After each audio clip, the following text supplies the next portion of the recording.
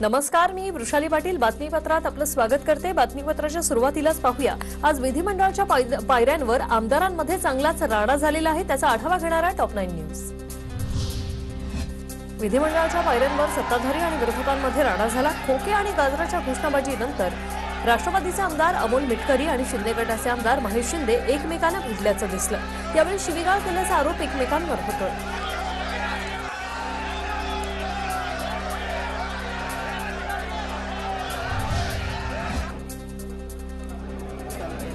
विधिमंडळाच्या पायऱ्यांवर झालेल्या धक्काबुक्की प्रकरणी राष्ट्रवादीचे आमदार अमोल मिटकर यांनी मुख्यमंत्री एकनाथ शिंदे यांच्याकडे तक्रार केली। धक्काबुक्कीचा घडलेला सर्व प्रकार मिटकर यांनी शिंदेंना सांगितला।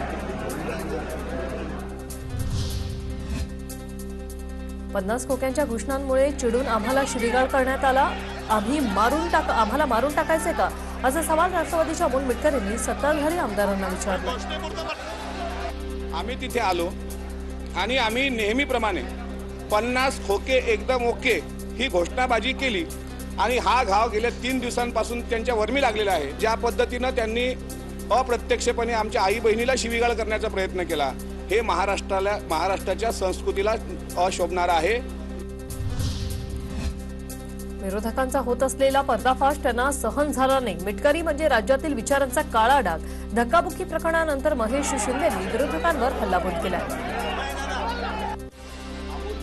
बद्दल सगळ्या महाराष्ट्रालाच माहिती आहे, महाराष्ट्राचा राजकारणातला विचारांचा काळा डाग म्हणजे अमोल मिटकरी आहे।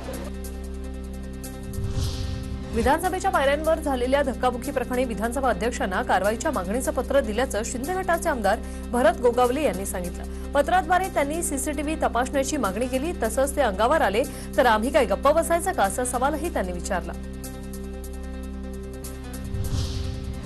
50 खोक्यांवरून आम्ही केलेली घोषणाबाजी शिंदे गटाला झोंबली, ती त्यांच्या जिव्हारी लागली, अशी टीका विरोधी पक्षनेते अजित पवार यांनी केली आहे।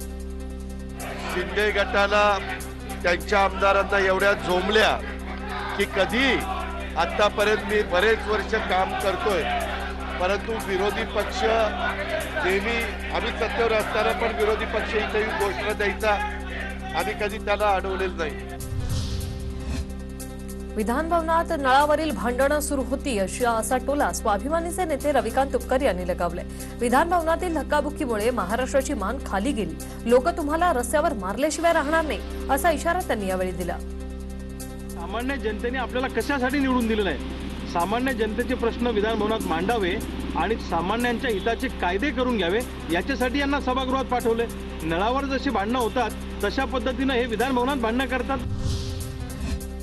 विरोधकांच्या घोषणाबाजीला सत्ताधारी शिंदे गटाच्या आमदारांनी आज विधिमंडळाच्या पायऱ्यांवर घोषणाबाजी करत प्रत्युत्तर दिलं। लवासाचे खोके, सिल्वर ओक आणि बारामती ओके अशा घोषणा देत शिंदे गट आणि भाजप आमदारांनी पवारांवर निशाणा साधला।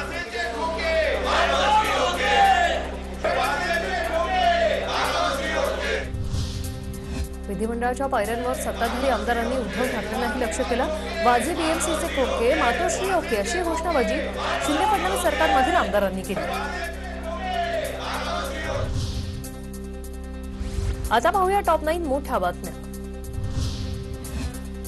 मुंबई पालिकेतील गेल्या 2.5 वर्षात झालेल्या सर्व घोटाळ्यांची चौकशी होणार आहे। उपमुख्यमंत्री देवेंद्र फडणवीस यांनी विधानसभेत ही माहिती दिली। नितेश राणे, मिहिर कोटेचा, अमित साटम आणि आशिष शेलार यांनी अनेक प्रकरणं समोर आणली होती। मुंबईतील रस्त्यांच्या कामात कोट्यावधींचा भ्रष्टाचार झाला असून सीबीआयने या भ्रष्टाचाराची चौकशी करावी अशी मागणी काँग्रेसचे नेते मिलिंद देवरा यांनी केली। 2017 ते 22 मध्ये मुंबईतील रस्त्यांवर 12,000 कोटींचा खर्च झाला। पालिकेत 5 वर्ष मुंबईकरांना कोणी लुटलं हे सीबीआयने तपासावं अशी मागणी त्यांनी केली।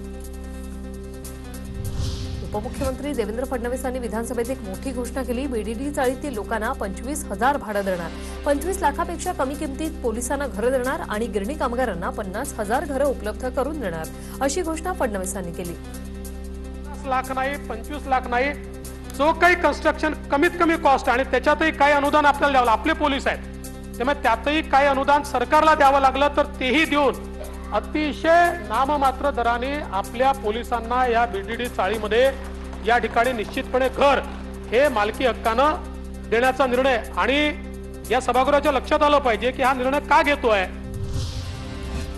एसी लोकल विरोधात बदलापूर रेल्वे स्थानकात आजही प्रवाशांनी गोंधळ घालत रेल्वे प्रशासनाचा विरोध केलेला आहे। प्रवाशांच्या विरोधानंतर रेल्वे प्रशासनाने उद्यापासून एसी लोकल बंद करण्याचं आश्वासन दिलं आणि त्यानंतर प्रवाशांनी जल्लोष केला।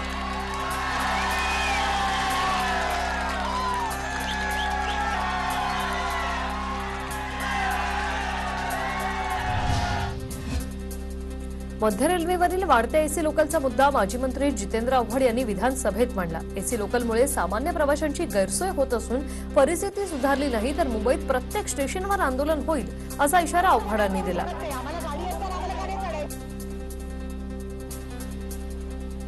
नाहीये पण हे असंच चालू राहिलं तर अख्ख्या मुंबईला शाब्दिक स्वरूपात आग लागेल।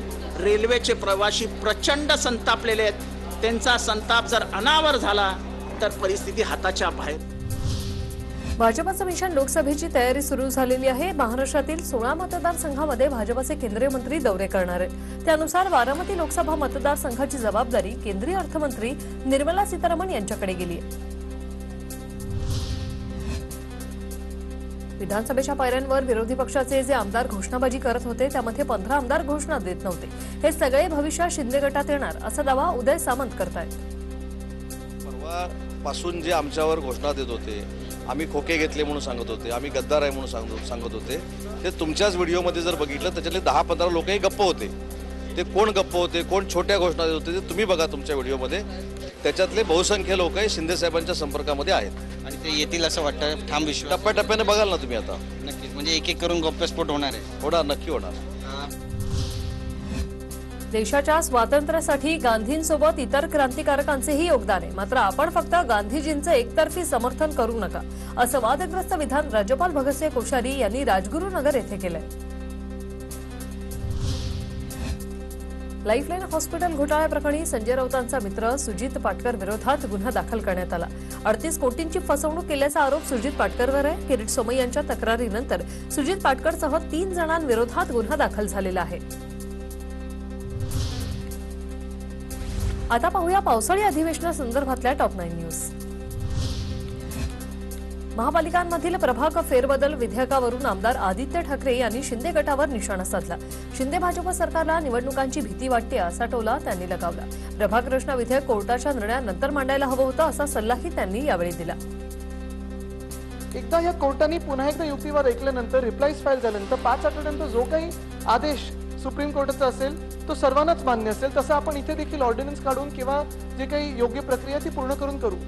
पण आज ही एवढी घाई का आहे की जणू काही उद्याच निवडणुका लागलेल्या आहेत। मला मान्य आहे काही लोकांना भीती वाटते निवडणुकाची आणि हे 5 आठवड्यानंतर हा निर्णय आहे। प्रभाग फेरबदल विधेयकावरून आदित्य ठाकरेंनी केलेल्या टीकेला मुख्यमंत्री एकनाथ शिंदेंनी प्रत्युत्तर दिलं। आमच्याकडे बहुमत आहे, आम्ही कशाला घाबरू असं यावेळी ते म्हणाले। आम्ही घटनाबाह्य कृती कधी केली नाही ही सगळ्यांची अडचण झाली आहे असं ते म्हणाले। आमच्याकडे भक्कम असं मेजॉरिटी आहे, बहुमत आहे, आता ते वाढत चाललेलं आहे। त्यामुळे कुठलीही आम्हाला भीती नाही आहे, कशाला आम्ही घाबरू। घटनेतल्या तरतुदीप्रमाणेच निर्णय घेतले जातात। आम्ही घटनाबाह्य कृती कधी केलेली नाही, हीच तर अडचण झालेली आहे सगळ्यांची। आम्ही घटनाबाह्य कृती केली नाही ती। मंत्रिमंडळ विस्तारावरून माजी मंत्री जयंत पाटलांनी टोलेबाजी केली। गुलाबराव पाटील मंत्री झाले मात्र चिमणराव पाटील तसेच राहिले। दादा भुसेंनी कृषी खात्यात चांगलं काम केलं, त्यांना कोणत्या बंदरावर सोडलं? मुख्यमंत्री साहेब शिरसाटांना कसं ऍडजस्ट करणार असा खोचक सवाल यावेळी त्यांनी विचारला। जयंत पाटील यांच्या टोलेबाजीला मंत्री दादा भुसे यांनी प्रत्युत्तर दिलं। मी स्वतःहून कृषी खातं सोडलं, दुसरं खातं देण्यासाठी मी विनंती केली असं दादा भुसे यांनी स्पष्ट केलं। कृषी विभाग सोडून कुठेही दुसरी जबाबदारी द्या असं त्यांच्या कानावर मी घातलेलं होतं। म्हणजे मी स्वतःहून हा विषय मी आपल्याला नम्रतेने सांगू इच्छितो। आमदार सुहास कांदेंनी माजी मंत्री छगन भुजबळांच्या कार्यकाळात कथित घोटाळ्याच्या फाईल संदर्भात प्रश्न विचारला। यावर उपमुख्यमंत्री फडणवीसांनी उत्तर दिलं, मात्र गोलमाल उत्तर देऊ नका असं म्हणत कांदेंनी फडणवीसांच्या उत्तरावर आक्षेप घेतला।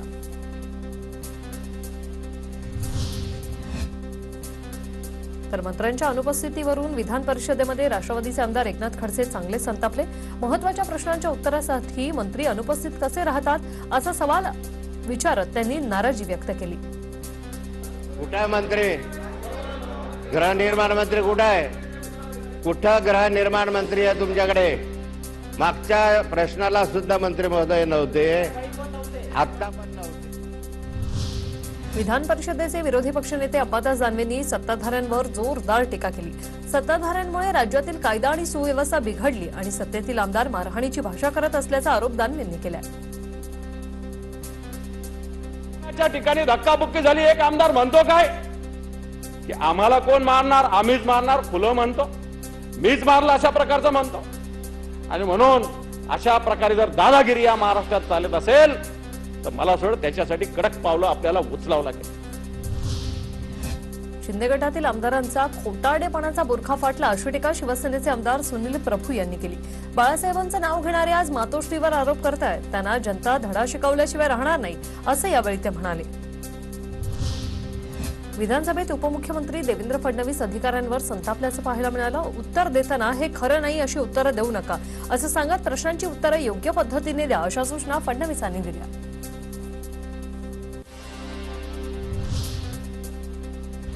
आता पाहूया टॉप 9 महत्त्वाच्या बातम्या. विधानसभेत नितेश राणेंनी श्रीरामपूरमधील धर्मपरिवर्तन प्रकरणावर लक्षवेधी मांडली. हिंदू मुलींना फसवून धर्मपरिवर्तन केलं जात असल्याचं नितेश राणेंनी म्हटलंय.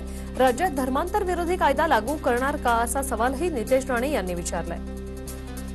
परिवर्तनाच्या नावाने या मुलींचं भविष्य बर्बाद करण्याचा पर्यंत हा विषय जातो. एकंदरीत अशा ज्या घटना महाराष्ट्राच्या कानाकोपऱ्यामध्ये फार मोठ्या प्रमाणामध्ये वाढतायत, याच्यावर आळा बसण्यासाठी जसं कर्नाटक असो, गुजरात असो, उत्तर प्रदेश असो, तसं आपल्या महाराष्ट्रामध्ये धर्मांतर विरोधी कायदा आपण लागू करणार का असे 2 प्रश्न मला या निमित्ताने मंत्री महोदयांना विचारायचे.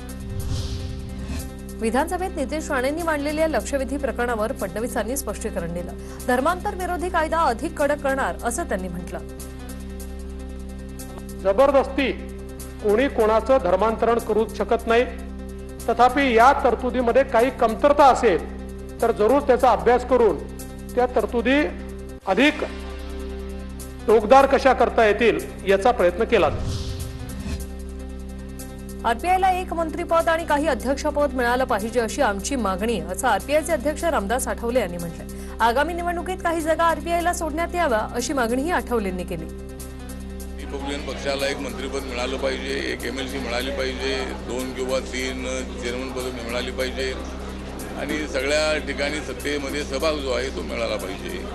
त्याचबरोबर येणाऱ्या ज्या महानगरपालिकेच्या निवडणुका आहेत, जिल्हा परिषदेच्या निवडणुका आहेत, त्याच्यामध्ये महायुतीसोबत रिपब्लिकन पक्ष राहणार आहे आणि रिपब्लिकन पक्षालाही काही जागांचा वाटा द्यावा. रिक्षापेक्षा बुलेटची स्पीड जास्त आहे असा टोला चंद्रशेखर बावनकुळेंनी महाविकास आघाडीला लगावला. पुढील 2.5 वर्षात इतकी कामं करू की महाविकास आघाडीला तोंड दाखवायला जागा उरणार नाही असा इशारा बावनकुळेंनी लगावला. मुख्यमंत्री आणि उपमुख्यमंत्र्यांनी मराठा आरक्षणासंदर्भात उद्या मराठा संघटनांची बैठक बोलावली.